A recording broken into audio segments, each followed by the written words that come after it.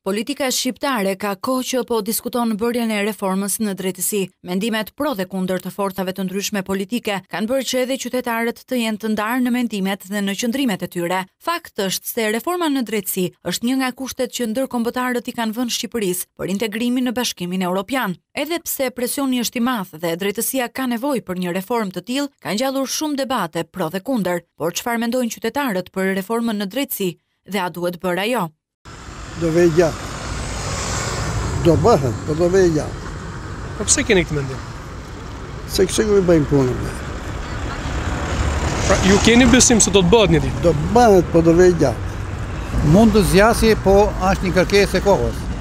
Aq më tepër për vendin tonë, që gjyqësoria shumë i përfolur, edhe detyrimisht, qoftë Evropa, qoftë edhe populli, kërkon që të reformohet gjyqësori.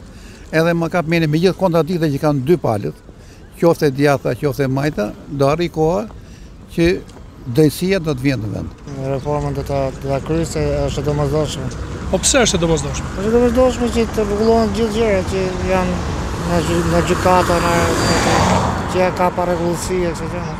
Unë mendoj se ajo bëhet vetëm kur shkëputet nga politika dhe nëse të gjithë forcat, të gjithë forcat politike që ekzistojnë në Shqipëri, të gjitha këto partitë politike, bien dakord në konsens të plot për një reformë, vetëm atëherë.